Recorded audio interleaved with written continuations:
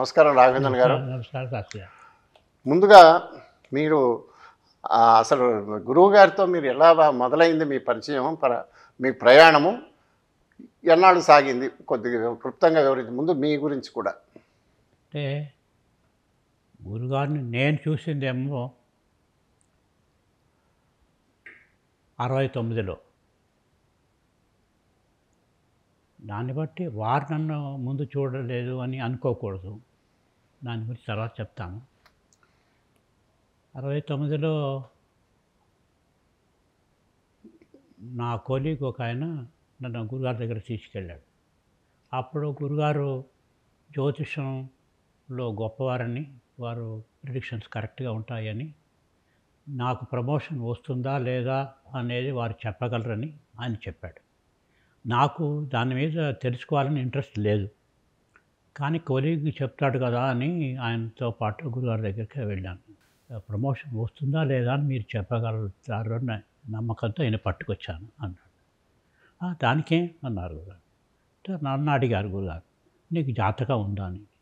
Sir నా జాతకం ఉంది, కానీ నా చేతిలో ఇప్పుడు లేదు అని. తర్వాత ఏమైంది, ఒక సంవత్సరం తర్వాత నాకు అమెరికాకు పోయి పోస్ట్ డాక్టర్ రీసెర్చ్ కోసం ఒక స్కాలర్షిప్ నన్ను సెలెక్ట్ చేశారు.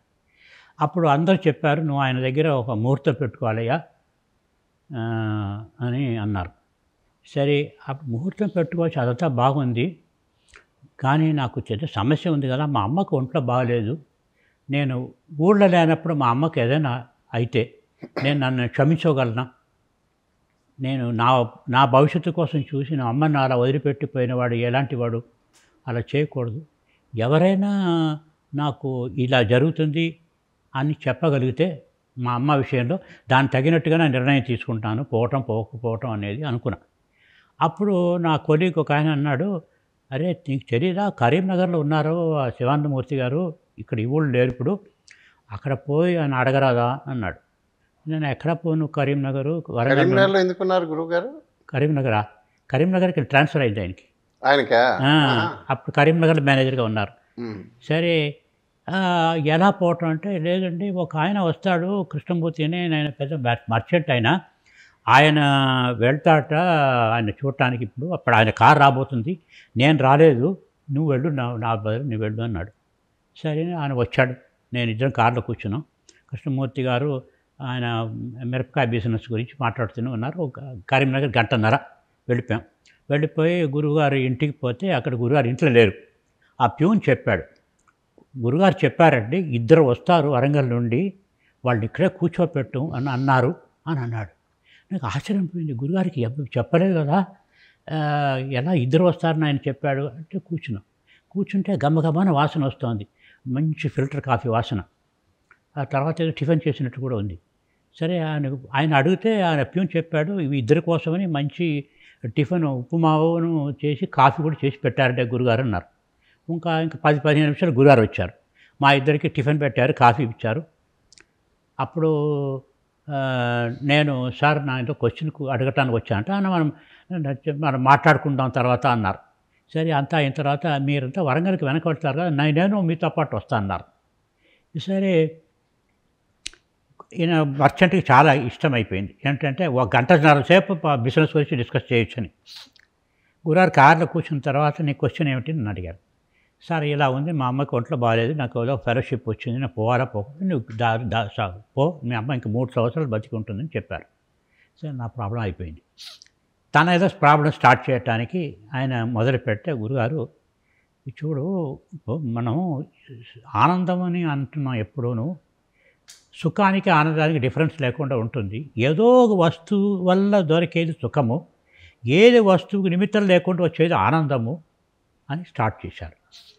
ఆనందాలు రకరకాల ఆనందాలు ఉంటాయి. మనిషి ఆనందం ఉంటుంది, దైవానందం ఉంటుంది, బ్రహ్మానందం వరకు అలా ఉంటాయని వేదంలో ఇలా చెప్పిందని చెప్పుకుంటూ వచ్చారు. సో ఆయనకి చాలా కోపంగా ఉన్నాడు. ఆయన బిజినెస్ మాట్లాడనివ్వలేదు గురుగారు. 1 గంటన్నర సేపు అంతా వేదాంతం మాట్లాడారు. వరంగల్ వచ్చేసింది. వరంగల్ నా ఇంటికి నేను వెళ్ళిపోయాను, ఆయన వెళ్ళిపోయాను. తర్వాత నాకు ఒక ముహూర్తం పెట్టారు గురుగారు. నువ్వు 19వ తారీఖు సెప్టెంబరు ఇండియా నుండి బయలుదేరు, 22వ తారీఖు అమెరికా దిగిపో అన్నారు. సరే సార్ నేసాను. సరే సార్ అనేసారు అంతే. 19వ తారీఖు నేను వెళ్ళి 22 వరకు నన్ను ఆకాశంలో పెట్టుకుంటారా ఎవరైనా? మా కొలీగ్స్ అందరూ చెప్పారు, అది గురుగారు ఏదో పరాక అలా చెప్పేశారయ్యా, మడ్డిపోయిన అడుగు అన్న. నేను అన్నాను, అలాంటి నేను చేయనండి, వారు మా వాక్ ఏది ఉందో అది నేను చూచా పాటిస్తాను. 19వ తారీఖు ఇక్కడి నుంచి పోతాను అని మధ్యలో ఎక్కడైనా ఒక 2 రోజులు ఆగుతాను, 22వ రోజు అక్కడ దిగుతాను, అలాగే చేస్తాను కానీ నేను పోనని చెప్పేశాను.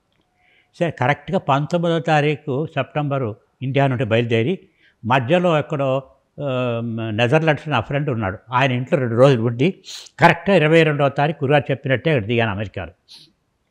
సరే అక్కడ అమెరికా అంతా దిగి తిరిగి వచ్చాను.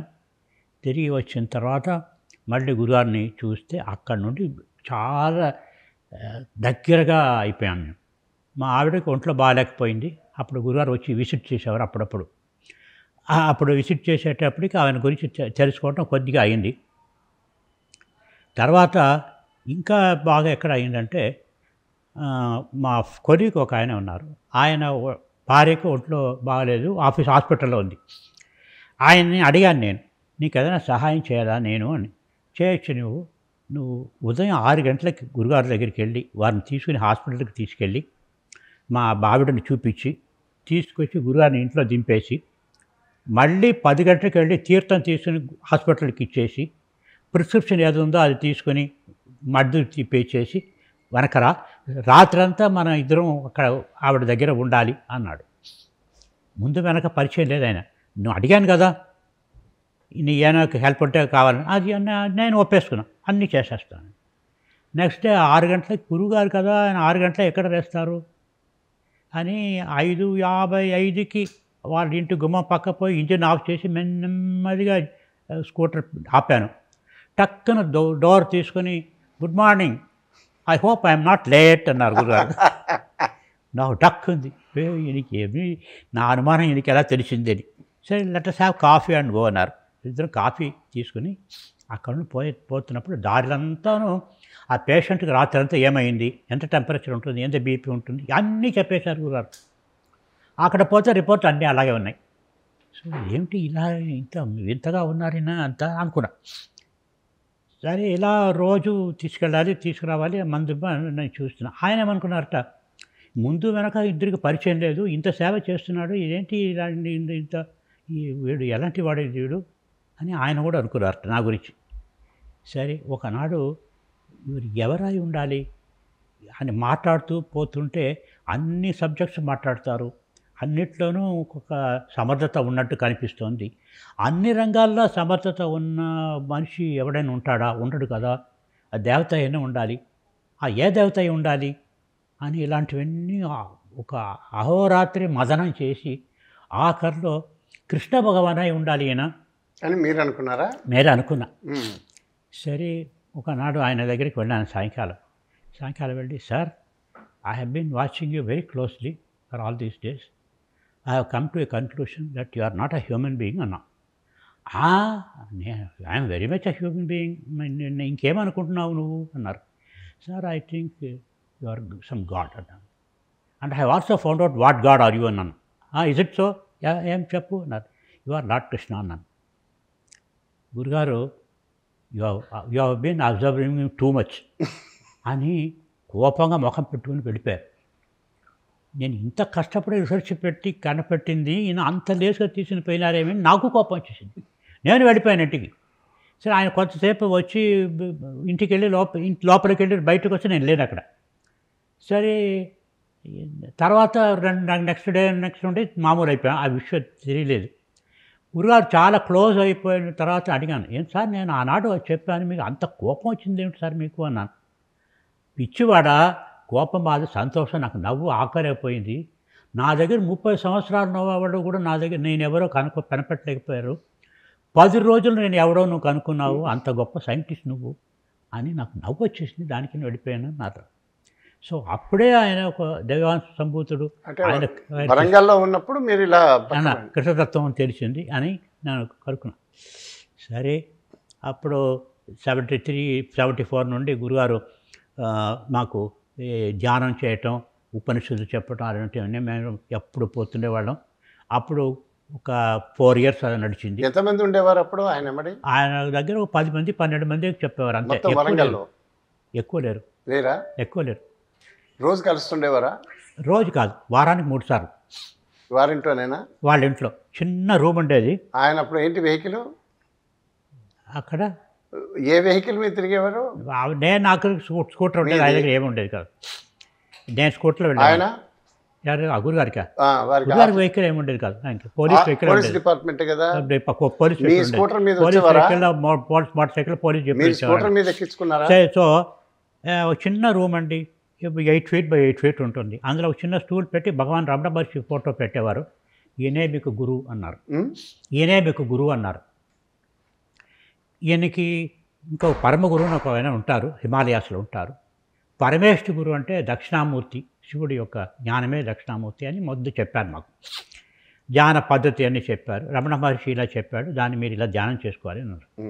కొంతకాలానికి నాకేం అనిపించిందంటే, ఇది ఇలా చెప్తున్నారు కానీ ఈయనే గురువు, ఆయన గురువు అంటారు కాదు, అది కాదు, అది పరమ గురువు ఎవరు, అది ఎవరు ఆయన ఎక్కడ ఉంటారు, పరమేశ్వరు అన్నీ ఈయనే అనిపిస్తుంది నాకు.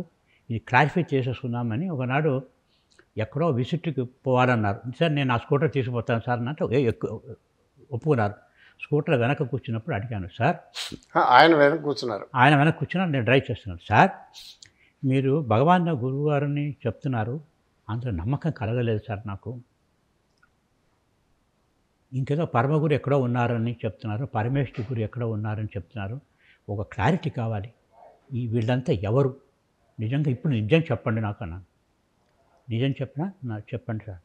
పరమగురు, గురువు, పరమగురు, పరమేశ్వరు అందరూ ఒకటేనయ్యా అంటే ఎక్కడ ఉంటారు సార్ ఆయన? నీ స్కూటర్ వెనక కూర్చున్నాడు ఆయన.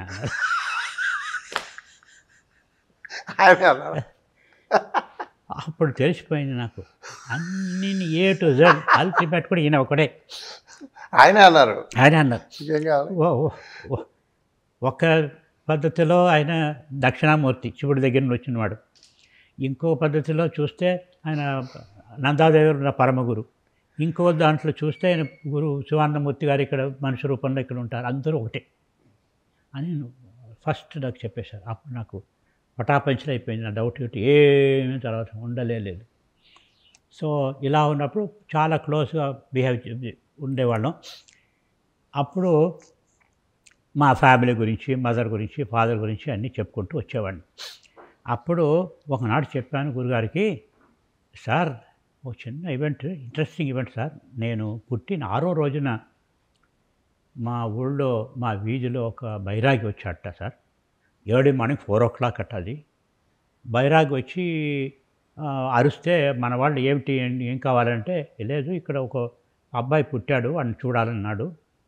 సరే, ఆయన యూజువల్గా అలాంటి బైరాగులకి బట్టో డబ్బో ఏదో ఇస్తారు, ఆయన ఏదో తీసుకోండి అన్నాడు, కుర్రాన్నే చూడాలన్నాడు. అప్పుడు మా అమ్మకి వాళ్ళకి చెప్తే, వాళ్ళు ఆయన చూపించకపోతే శాపం పెట్టచ్చు, కన్వెన్షన్ ప్రకారంగా రాకూడదు, 10-11 రోజులు స్నానం చేసిన తర్వాత బయటకు రావాలి, పర్వాలేదు ట్రెడిషన్ బ్రేక్ చేసి వెళ్తానని చెప్పి మా అమ్మ నన్ను తీసుకుని ఇంటి బయట వచ్చి రోడ్డుకి వచ్చింది. అప్పుడు మా అమ్మ చెప్పిన వర్షన్ ఏమిటంటే, నిన్ను చూసి ఆయన బ్లెస్ చేశాడు, తల మీద చేయి పెట్టాడు, వీడు ధీరుడుగా ఉంటాడు, ఈయనకి దైవానుగ్రహం సంపూర్ణంగా ఉంటుంది అని అన్నాడు అని చెప్పింది.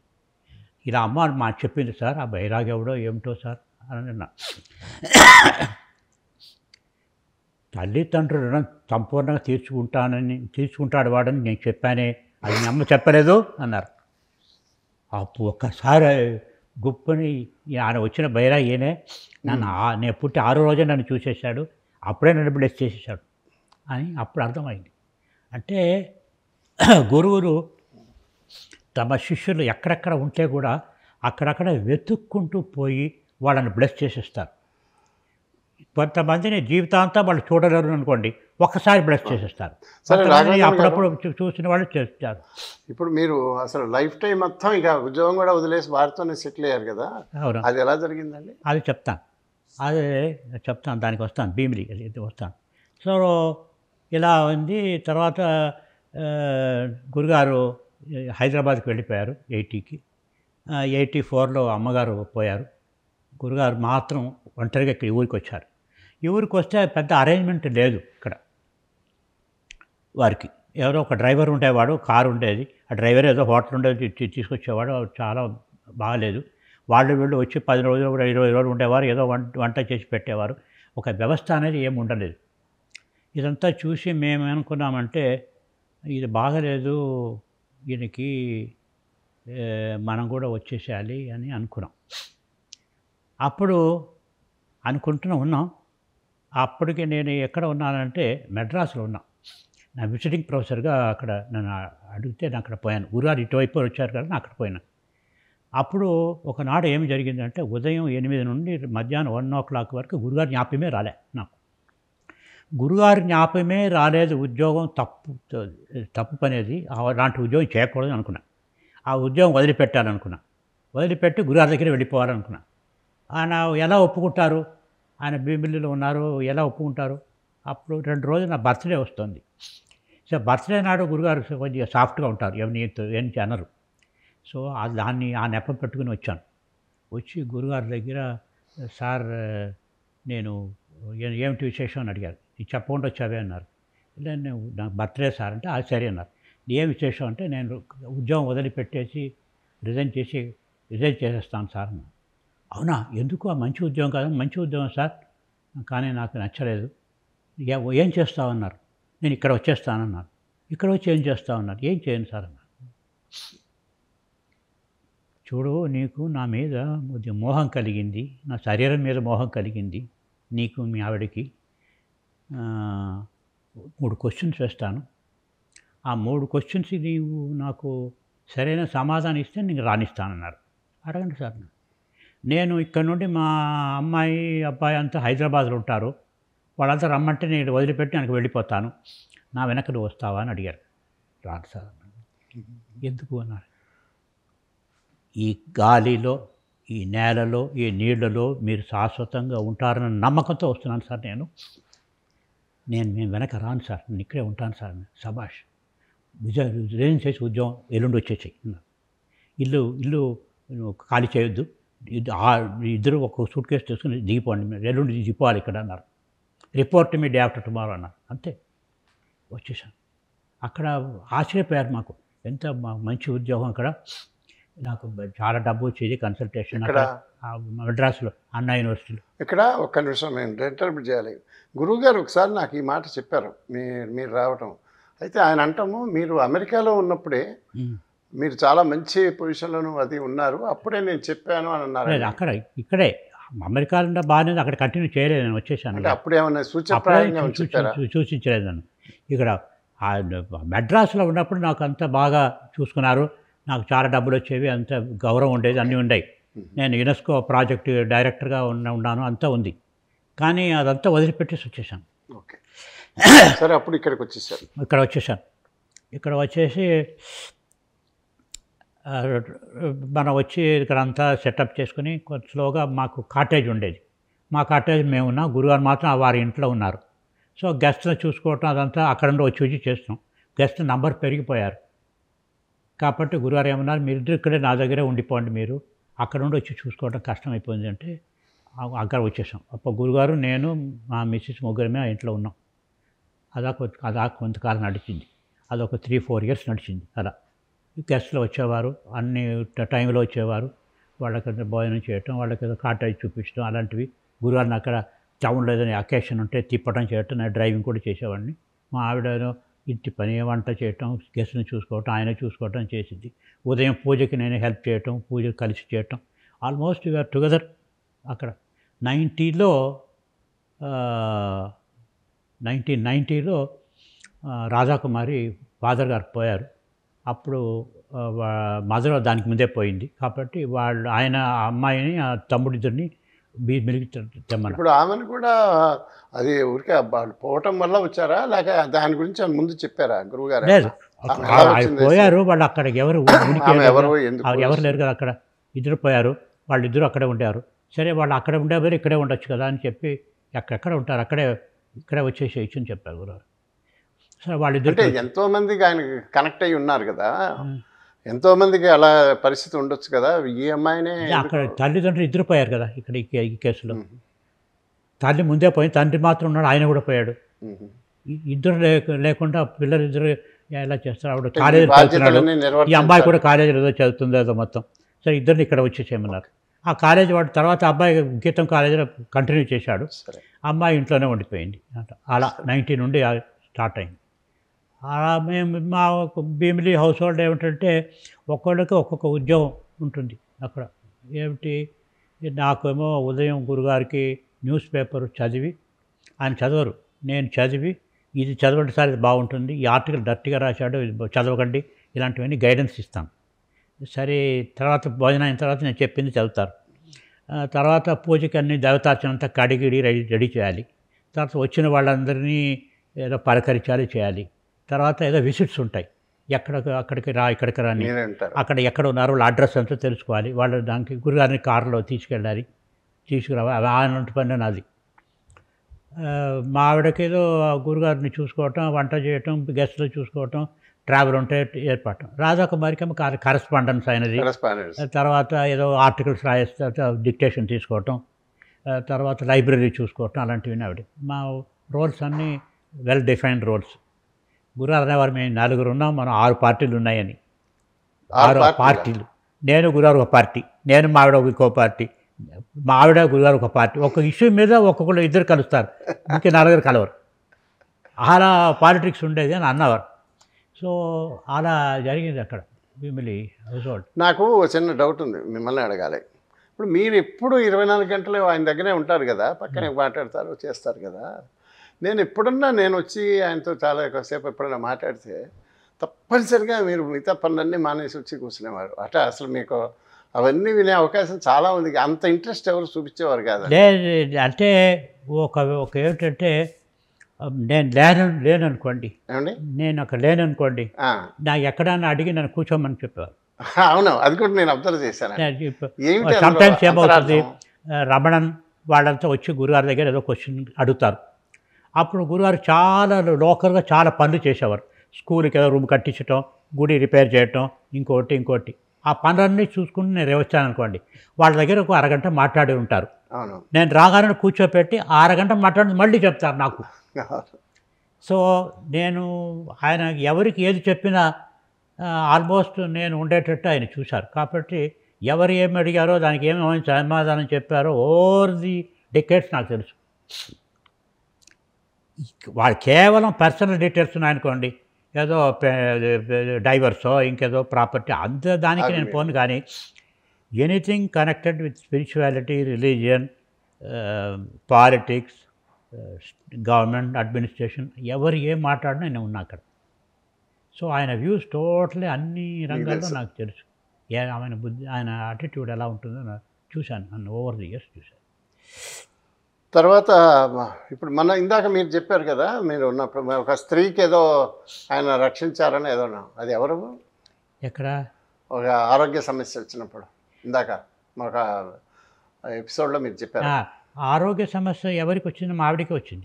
అది చెప్పండి, ఇందాక చెప్పలా మీరు. అవును, మా ఆవిడికే వచ్చింది. ఒక L4 డిస్క్ స్లిప్ అయింది, ఆవిడకే అలా చేశారు. ఆవిడకి చాలాసార్లు అలా ఆవిడకి, నాకు కూడా అలా చేశారు. 84 నేను మెడ్రాస్లో ఉన్నప్పుడు నాకు చిన్న ఏదో కురుపులాగా ఏదో లేచింది. అక్కడ క్యాన్సర్ ఇన్స్టిట్యూట్కి వెళ్తే నీకు క్యాన్సర్ ఇది మెలనోమా అని అన్నారు. నీకు మెలనోమా వచ్చింది, ఆపరేట్ చేయాలన్నారు. ఏదో ఆపరేట్ చిన్నది చేస్తారంటే పెద్దది గొయ్యలాగా చేశారు. అప్పుడు ఆపరేషన్ నేను థియేటర్లో అయ్యి ఎవరిని రానివ్వలేదు, వార్డుకి తీసుకెళ్ళిపోయారు. చాలా పెయిన్, భరించలేని పెయిన్ ఉంది. గురుగారు మా ఆవిడ ఇద్దరు బయట ఇసుక దిబ్బ ఉంటుంది, అంత ఇసుక దిబ్బలో కూర్చుని ఉన్నారు. వాళ్ళని రానివ్వలేదు వాళ్ళు. సరే నేను ఎలాగైనా స్లోగా విండో దగ్గరికి వెళ్ళి ఎలా ఉందని గురుగారు అడిగారు. నీకు తేడు కొట్టినట్టు ఇలా ఉంది అన్నాను. అంతే, ఇలా అన్నారు.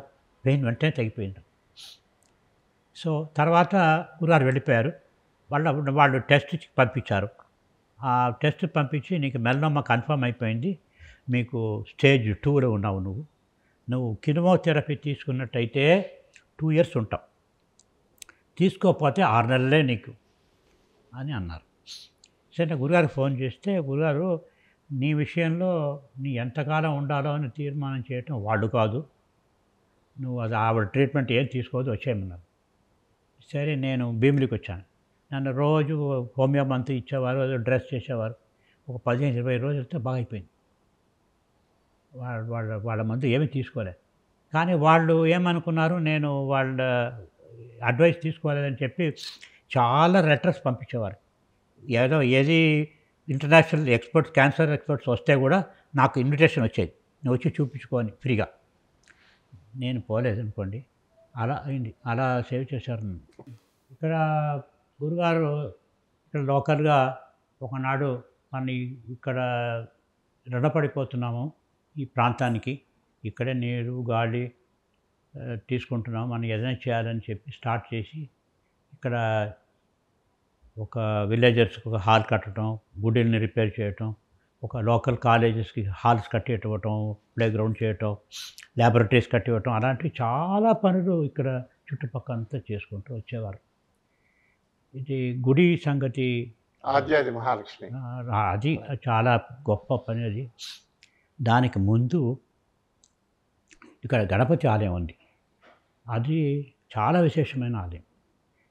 ఏమిటంటే అప్పుడు ఇక్కడ వచ్చి కొంతకాలానికే ఒకనాడు గురుగారు ఒక పర్టికులర్ చోట వెతుకుతున్నారు. ఏం వెతుకుతున్నారు అని అడిగాను. నువ్వు ఇంజనీర్ కదా, ఈ పొడుగులో ఈ వెడల్పులో నేను వచ్చిన ప్రపోర్షన్ చెప్పమన్నారు. 1:4, 1:4 అని చెప్పు, అలా ఎంత ప్రపోర్షన్ ఉందని చెప్పు. అది చెప్పాను. అయితే నా ప్రపోర్షన్ కరెక్ట్ అని చెప్పి ఒక చిన్న మామిడి కొమ్మని విరగొట్టి పెట్టేసి కొద్ది నీళ్లు తీసుకురా అన్నారు. నేను ఎందుకు నీళ్లు తీసుకురా తెలియదు, ఒక బకెట్ నీళ్ళు తీసుకొచ్చేసాను. అయ్యో ఇంత నీళ్ళు తీసుకొచ్చావా, అయితే చాలా మంత్రం చెప్పాలి నేను అని చెప్పి ఆ బకెట్ నీళ్ళును తీసుకొని మంత్రం చెప్పారు. ఆ చిన్న పొల మీద అభిషేకం చేశారు. చేసి ఇది పరమగురు స్థానం, ఇది నేను పరమగురుని రమ్మని పిలిచాను, ఇక్కడ వారు ఒప్పుకున్నారు, శాశ్వతంగా ఈ చోటలో పరమగురు ఉంటారు, ఈ చోట మార్క్ చేసుకో అన్నారు. దానికి చిన్న రాయి పెట్టి చిన్న దిమ్మరా కట్టి పెట్టాం. అదే ఇప్పుడు గణపతి ఆలయం అయింది. సరే, అది కొంతకాలం తర్వాత ఒక ఆలయం నిర్మాణం చేసి ఆలయంలో ఏదో ఒకటి పెడితే కానీ ప్రజలు ఏ విగ్రహం పెడతారని అడుగుతారు. అది పరమగురు స్థానం, అక్కడ విగ్రహం అక్కర్లేదంటే ఎవరు ఇది ఒప్పుకోవట్లే. ఏ విగ్రహం మళ్ళీ అదే అడుగుతున్నారు. ఏదో ఒక విగ్రహం పెట్టేద్దాం, పైన గణపతి విగ్రహం పెడతాం, ఏదో నువ్వు చెప్పు ఏ విగ్రహం పెట్టాలని నన్ను అన్నారు. నాకేం తెలుసు సార్, నాకు తెలియదు అంటే ఒక పుస్తకం ఇచ్చారు. అందులో 32 గణపతులు ఉన్నారు. అందులో ఇక నాతో పాటు అక్కడ రామేశ్వరరావు నాకు ఇంకా ఆయన ఉన్నారు. ఆయన కూడా ఆర్ఈసీలో అసిస్టెంట్ ప్రొఫెసర్గా చేశారు. ఇక్కడ ఆయన భార్య ఇక్కడ ఉండేవారు. ఆయన నేను కలిసి చూసాం. ఇక్కడ ఈ స్వామి ప్రజలకి అది కావాలి ఇది కావాలని ఇవ్వకూడదు, కేవలం ఎవరైనా ధ్యానం చేసి యోగ ధ్యానం చేసిన వాళ్ళకి ఏదైనా ఆబ్స్టకిల్స్ ఉంటే తొలగించేటట్టు స్వామి కావాలి అని డిసైడ్ చేశాను. అది చూస్తూ ఉంటే ఏ స్వామి అలా లేరు, అందరు స్వామిలు అన్నీ ఇచ్చేస్తున్నారు. ఐశ్వర్యం ఇస్తారు, ఆరోగ్యం ఇస్తారు, అది ఇస్తారు. ఇక్కడ ఉన్న యోగ గణపతి మాత్రం అలాంటివన్నీ ఇవ్వడు, నీ యోగంలో ఉంటే నేను చూసుకుంటాడు.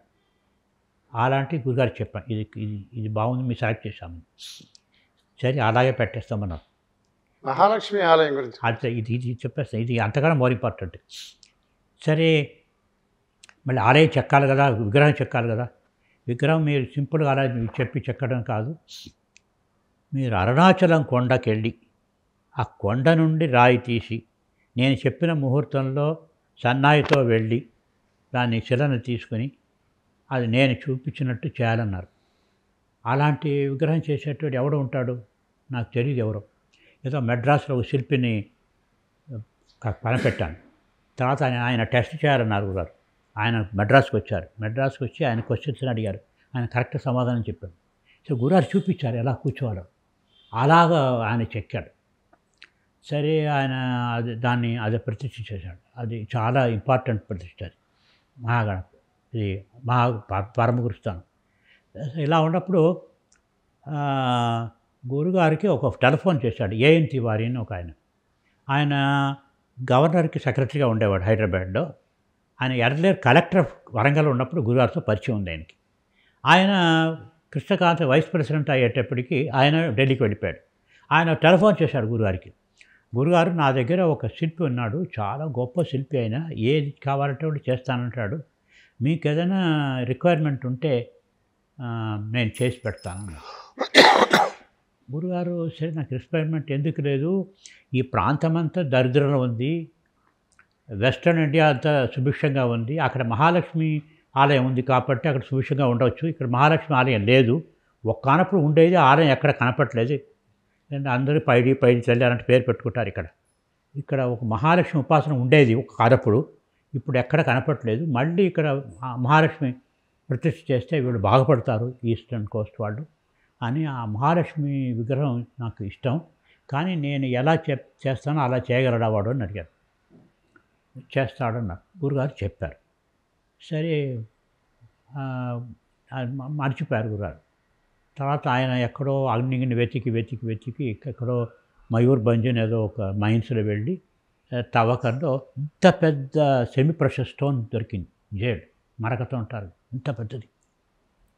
అది తీసుకొచ్చి ఆయన వైస్ ప్రెసిడెంట్ సెక్రటరీ కదా, సో ఆయన పెద్ద గవర్నమెంట్ డిఫికల్టీస్ అన్న తొలగించి ఏదో చీప్గా ఇప్పించుకొని ఆయనకి ఇస్తే ఆయన చెక్కి తీసుకొచ్చాడు. ఇక్కడ చెక్కి తీసుకొస్తే వైభవంగా ఉంది. ఇంత వైభవమైన అమ్మవారికి చిన్న ఆలయం ఏదైనా సరిపోకూడదు, పెద్ద ఆలయం కట్టాలని గురుగారు నిర్ణయం చేసుకున్నారు. సరే ల్యాండ్ వెతుకుతుంటే ఒక ఆయన అక్కడ 1 acre కొనిచ్చాడు. విజయ నిర్మాణ్ అని ఒక ఆయన ఉన్నాడు ఇక్కడ కాంట్రాక్టర్, విజయ్ కుమార్ అని 1 acre కొని మన గురుగారికి ఇచ్చాడు. ఆలయం అక్కడ మహాపాత్రాన్ని చెక్కినాడే ఆయనే ఆలయ నిర్మాణం కూడా చేశాడు. సో అది ఆయన గురుగారు సంకల్పం ఎలా ఉండిందంటే, ఇక్కడ పెట్టిన అమ్మవారు పరాశక్తిగా ఉండాలి. నేను చెప్పాను కదా, రెండో బ్రహ్మకి నేచర్ పరాశక్తిని, పరమశివుడు పరాశక్తి, ఆ పరాశక్తి ఉండాలి నంబర్ 1. నంబర్ 2, పరాశక్తి అంటే పెద్ద యంత్రం మీద పెట్టడం, మంత్రం తంత్రం అలాంటివి కాకూడదు. Simply a man on the street can go and talk to her as though she is mother. అమ్మ నాకు దరిద్రం ఉంది, నాకు డబ్బు కావాలి, నాకు ఏదో జబ్బు పడుతుంది, డబ్బు చేస్తుంది, నాకు ఆరోగ్యం కావాలి, అలాంటి ఆయన భాషలో చెప్పితే కూడా పలికేటట్టు ఒక తత్వం పెట్టాలి అక్కడ. అంటే to establish Parashakti as your mother, అది ఆ ప్రక్రియలో ఆ ప్రతిష్ఠ కావాలని నిర్ణయం చేసుకున్నారు. సో అలాగే చేశారు కూడా. అది 2008లో జయేంద్ర సరస్వతి స్వామిని పిలిచి ఆయన ప్రతిష్ఠ చేయించారు. అది చాలా గొప్ప ఆలయం. ఆ ఆలయంలో వెనక చూస్తే మీరు బ్రహ్మ, సరస్వతి, విష్ణు, లక్ష్మి, రుద్రాణి ఉంటారు. అంటే అర్థం ఏమిటంటే, ఈ త్రిమూర్తి కన్నా పైన ఉన్న ఏది అమ్మవారు ఉందో ఆ అమ్మవారు అక్కడ ఉంది అని అర్థం. ఇంకొక విశేషం ఏమిటంటే, అమ్మవారు కూర్చున్న ప్లాట్ఫామ్ స్ట్రైట్ ఏదో చిన్న డబ్బా లాంటి ప్లాట్ఫామ్ కాదు, అది శివలింగానికి బాటం పార్ట్, అది పానవట్టం అంటారు. అది అంటే ఏమంటే అర్థం, అమ్మవారు ఆ పానవట్టం కలిపితే శివుడే అనమాట. అదే సదాశివుడే, అది ఒకటి, ఇది పరమశివుడు, పరాశక్తి, అలాంటి విశేషమైన ప్రతిష్ట అది. సరే, ఇప్పుడు ఆలయానికి కావాల్సినవి సప్తమాతృకలని పెట్టారు, బయట దశమహావిద్యలని పెట్టారు, అవన్నీ చాలా విశేషాలు, ప్రతిదానికి విశేషం ఉంది. సో కామన్ మ్యాన్కి యాక్సెసిబుల్గా ఉండాలనే ఉద్దేశంతో ఇక్కడ ఈ ఆలయం చేశారు. ఇది కాకుండా ఇంకో ఆలయం కూడా అక్కడ ఉంది, సాక్షి గణపతి అని ఒక ఆలయం ఉంది. ఆ శిల్పి ఎక్స్ట్రాగా చేసి గురువారికి తీసుకొచ్చాడు. ఆ సాక్షి గణపతి ఏమిటంటే, ఆయన చూస్తాడు. సాక్షి అంటే విట్నెస్, మీరు వచ్చి నిలబడతారు కూడా మేము చూస్తాడు, స్కాన్ చేస్తాడు, వీడెవడు, వీడి అర్హత ఏమిటి, వీడు ఏం కావాలని కోరుతున్నాడు. సరే చూసి ఈయనకి ఇది కావాలని అడుగుతున్నాడు, కానీ ఇది అర్హత లేదు, ఏ అర్హత లేని కారణం ఏమిటి, నా కారణం తొలగించేసి ఆయనకి అర్హత ఇప్పించి ఆయన అమ్మవారి దగ్గరికి పంపిస్తాడు. అమ్మవారి దగ్గరికి పోతే అర్హత ఉంది కాబట్టి అమ్మవారికి కావాల్సింది చేస్తుంది. సో స్క్రీనింగ్ అనమాట. ఇక్కడే స్క్రీన్ చేసి మిమ్మల్ని బాగా చేసి గురువు చేసే పని ఆయన చేస్తాడు. గురువు పదగద పని చేస్తాడు. మిమ్మల్ని ఉన్న సంస్కారాన్ని బాగా తీర్చిదిద్ది భగవంతుడి దగ్గర పంపిస్తాడు. భగవంతుడు చూస్తే మీకు డిజైనింగ్ మ్యాన్ ఇచ్చేస్తాడు. అలాగూ గురువే తనని సాక్షి గణపతిగా పెట్టించుకున్నట్టు అనుకోండి మీరు. పోయి అది కూడా కరెక్టే. సరే రాఘవేంద్ర గారు, ఇంకొక విషయం అండి, మీరు వారితో ఇన్నేళ్ళు సహచర్యం చేశారు కదా, వారిగా దేహం తాలించే ముందు ఏమన్నా ఏం చెప్పేవారు అసలు దాని గురించి మీకు? దేహం తాలించే ముందు నిష్క్రమించడం ఎలా జరిగింది? అది ముందు ఆయన 2014లో వారికి ఒక చిన్న బ్లడ్ క్లాట్ అయింది బ్రెయిన్లో. దానివల్ల ఇదంతా తిరిగేటట్టు అనిపించింది. తర్వాత అది మా మందుల వల్ల క్లాట్ కరిగిపోయింది, బాగా అయ్యారు. కానీ కొద్దిగా క్షీణించడం స్టార్ట్ అయింది కొద్దిగా అప్పుడప్పుడు. అప్పుడు వారు ఏమన్నారంటే, ఇది నా కర్మ నేను తీసుకుంటున్నాను, ఏదే కర్మ అంతా నేను తీసుకుంటున్నానంటే మీ అందరూ లాస్ట్ మినిట్లో అనాయాసంగా పోవాలి. లాస్ట్ మినిట్లో పెళ్ళాం పిల్లలు, ఉద్యోగం, డబ్బు, దేహం ఆలోచన లేకుండా కేవలం గురువు దేవుడి మీద ఆలోచనతో మీరు పోవాలి. దానికి కావాల్సిన మనశ్శాంతి మీకు కలగాలి. దానికి అడ్డం వచ్చే కర్మ తొలగాలి. ఆ కర్మ అంతా నేను తీసుకున్నాను అన్నారు. నంబర్ 1. నంబర్ 2, ఈ దేశంలో ఇంకా ముందుకు వచ్చే నాయకులు ఉంటారు, అందులో మంచివాళ్ళు ఉంటారు. కానీ మంచివాళ్ళు పని చేయకుండా అడ్డంగా వాళ్ళ కర్మ కూడా ఉంటుంది కదా. మంచి పని చేద్దామనుకుంటాడు, వాడికి ఏదో రోగం వస్తుంది, వాళ్ళ ఇంట్లో ఏదో ఇబ్బంది కలుగుతుంది, వాళ్ళ సపోర్టర్స్ అని ఆయన మోసం చేస్తారు. అలాంటి వాళ్ళు అవుతారు. వాడు మంచి పని చేయలేకపోతాడు. కాబట్టి ఇక్కడ ముందు వచ్చే పరిపాలకుల్లో ఏ కర్మ వాళ్ళని మంచి పని చేయలేక అడ్డం పడుతుందో ఆ కర్మవంతా కూడా తీసుకున్నానన్నారు. ఇప్పుడు వచ్చే లీడర్స్ ఎవరు ఉంటారో మన దేశంలో, మన పరిపాలకులు, వాళ్ళు స్మూత్గా పని చేయగలుగుతారు. ఎందుకంటే వాళ్ళకు మనుష్య జన్మలో రావాల్సిన ఏదైతే కర్మ ఉందో, చెడ్డ కర్మ అంతా ఈయన తీసుకున్నారు. వాళ్ళకు అడ్డే ఉండదు. వాళ్ళు చేసిన పని మంచి పని చేసుకుంటూ పోతారు. సో ఆ అబ్స్టకిల్స్ అన్ని వాళ్ళకి రిమూవ్ చేశారు. సో అదంతా ఆ కర్మ ఆ క్వాంటిటీ చాలా ఎక్కువైపోయింది. కాబట్టి నా శరీరం మీద దాన్ని ప్రభావం పడుతుంది. దానికి నేను సఫర్ అవుతున్నాను. నేను ఇలాంటివి నేను ఎప్పుడు చేయలేదు, ఇంక ముందు కూడా ఎప్పుడు చేయను. నేను ఇది ఫస్ట్ అండ్ లాస్ట్ టైం ఇలాంటి పని చేసేది నేను అన్నారు. నేను ఇలాంటి సఫరింగ్ అలాంటివన్నీ చూడలేదు. నేను ఎప్పుడు ఎలా చేస్తానంటే, నేను ఇప్పుడు ఇక్కడ ఈ జన్మ ఇంకా చాలని అనుకుంటే నా శరీరం నా పంచభూతాలు కలిసిపోతాయి. నేనేమో హిమాలయాస్కి వెళ్ళిపోతాను, అంతే. ఎవరు ఉండరు అక్కడ, ఖాళీ అయిపోతుంది. నీళ్ళలో వెళ్ళిపోతుంది, ఇదేమో ఎర్తలో వెళ్ళిపోతుంది, అలా అవుతుంది. ఇలాంటివన్నీ రోగం వచ్చి మందులు తీసుకుని అలాంటివన్నీ అవ్వలేదు ఎప్పుడూను. ఇప్పుడు ఎందుకు తీసుకుంటున్నానంటే ఆ కర్మ నేనే అనుభవించాలని తీసుకుంటున్నాను అన్నారు. మరి వారి అమ్మగారికి నాన్నగారికి వారే ఎప్పుడంటే అప్పుడు ఇచ్చారు శ్రీమతికి ఇచ్చారు కదా. ఇచ్చారు. మరి ఈయన ఇంత సఫరింగ్ అనేవారికల్లా అదే తీసుకోవాలి, తీసుకుని అది క్లియర్ చేయాలని. యోగికి ఇచ్చామరణం ఉంటుంది అనేది ఆయన చెప్పేవారు. లేదా అది సరే, అది మీకు అది ఆయనకి సఫర్ అయ్యేది ఎవరండి? ఆయన శరీరమే కదా. ఆయన సఫర్ అవ్వరు, ఆయన పీస్ఫుల్గా ఉంటారు. శరీరం సఫర్ అవుతుంది అంతే. రమణ మహర్షి క్యాన్సర్ వచ్చింది, ఆయన కర్మ చేశాడా పాపం చేశాడా? సరే కోసుకోండి అన్నాడు. మీరు కోసుకోండి పోండి, కాబట్టి కోసుకోండి అన్నాడు. ఆయనకి లెక్కలేదు, ఆయన శరీరం కాదు నీకు రూఢిగా తెలుసుకునేవాడు.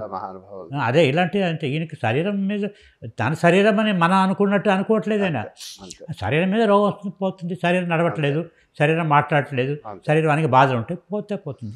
తానేమో పీసులుగా జ్ఞానంలో ఉంటారు, ఆయన ఆనందంలో ఉంటారు. ఆ శరీరం తీసుకున్నందు వల్ల ఎవరెవరికి అనుకున్నారో వాళ్ళ కర్మంతా నాశనం అయిపోతుంది.